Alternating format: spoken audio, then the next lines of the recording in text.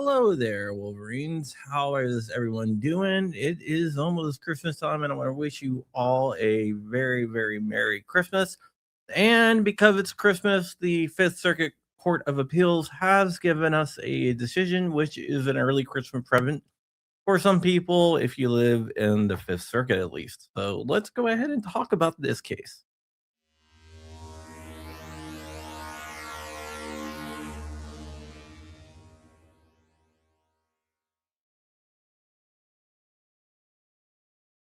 All right, we are back, and today we're going to be talking about a case out of the Fifth Circuit Court of Appeals. And that case is a case known as United States versus Edward Cockerham. Okay, so we're going to break down who Edward Cockerham is, exactly what he was charged with, and what the Fifth Circuit said. All right, so Edward Cockerham is a father, and in the past, he was kind of a deadbeat dad. Let's be honest. He did not pay his child support. And if you don't pay your child support, a lot of people don't know this, but you can lose your gun rights.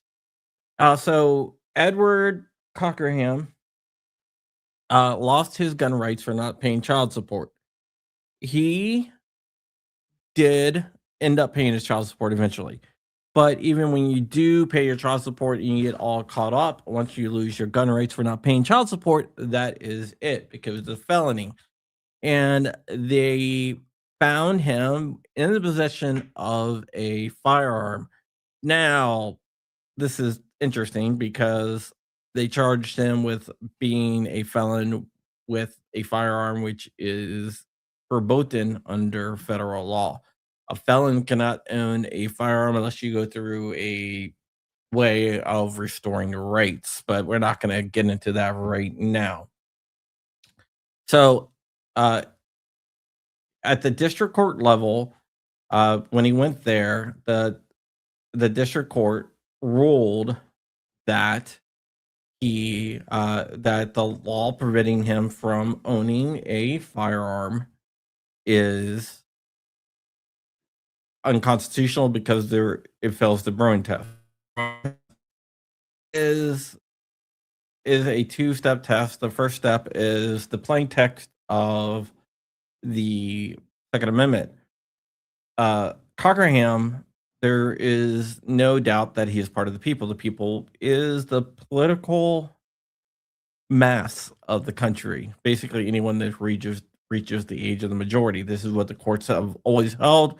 Although there was a court the other day that said illegals are part of the people, but they still can own firearms. But that's another case for another time.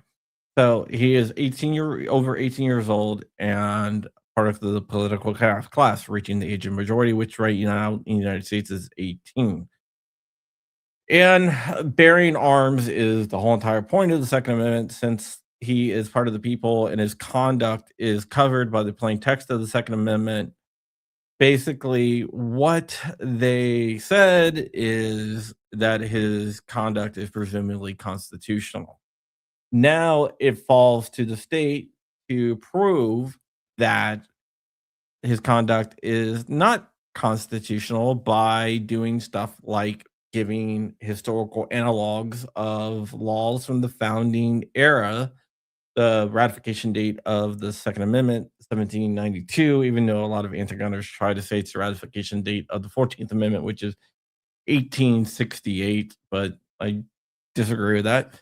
So it's up to the government to provide historical analogs to show that a law is consistent with the nation's history and tradition of firearms regulations. It turns out that the state could not provide such analogs. So they failed the Bruin two-step test in the district court.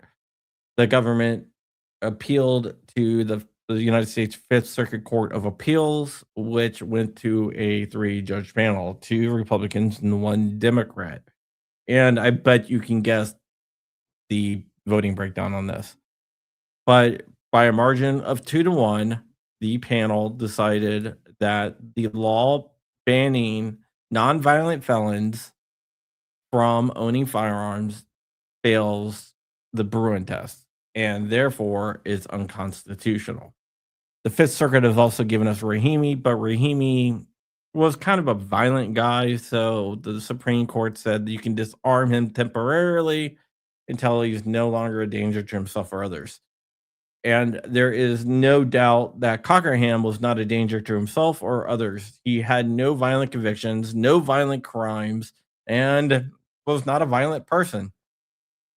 So what they said was because he shows no violence and there's no danger inherent risk of him owning a firearm that is more than anyone else owning a firearm, that it is presumably constitutional that he's allowed to own guns, and the law preventing him from owning guns is unconstitutional. So he wins at the Fifth Circuit, which is a good thing. The government takes a loss in this case. Actually, he lost at district court, sorry, and the government won at district court, so I got it kind of messed up. So what happens now is that the government has a couple different options here. They can ask for the Fifth Circuit to take the case en banc, which would bring it up to the full Fifth Circuit bench. All 16 members of the Fifth Circuit would hear the case, but as we saw in Rahimi, we kind of know what the Fifth Circuit would do to, as far as we can know.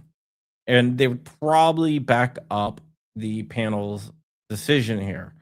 So the government can do that, which they might just to try to stall the case a little bit.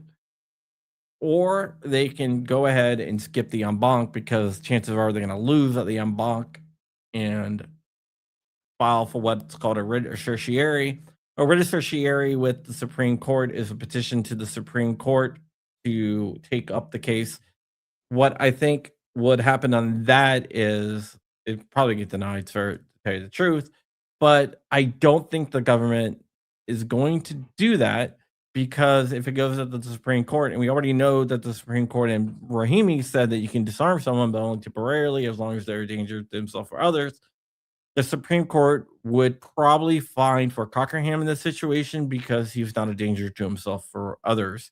And being consistent with Bruin would assure that the Supreme Court would rule in his favor.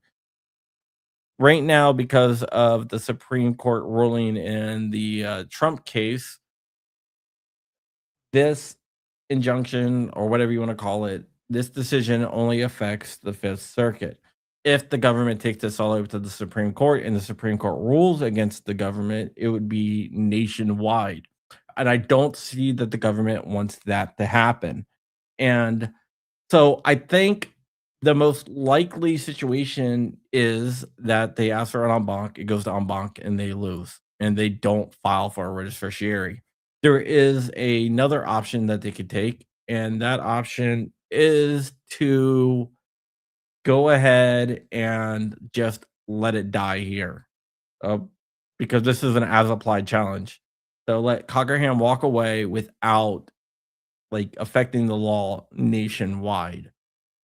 But this decision that the that the appeals court did actually is in line with the Bruin decision and also the Rahimi decision. So I think it's the right decision. And yeah, that's it.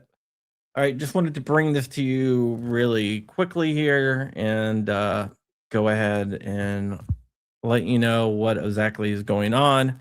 There's a couple other stories out there that I'll get to tomorrow, so I'm not going to get to it tonight, but I'll get to it tomorrow. One dealing with the Clyde letter. If you don't know, Clyde and 31 other members of Congress issued a letter trying to tell the DOJ to stop its defense of the NFA. We'll talk about that tomorrow.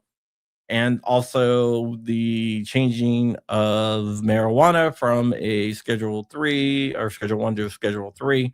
And that actually might affect people's gun rates on marijuana. So we'll talk about that tomorrow too. But as of right now, we are gonna get out of here, and with that, we're done. All right, bye bye.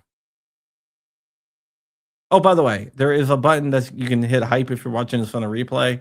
Hit that hype button. It apparently helps. I don't know exactly what it does, but it does something. All right, bye.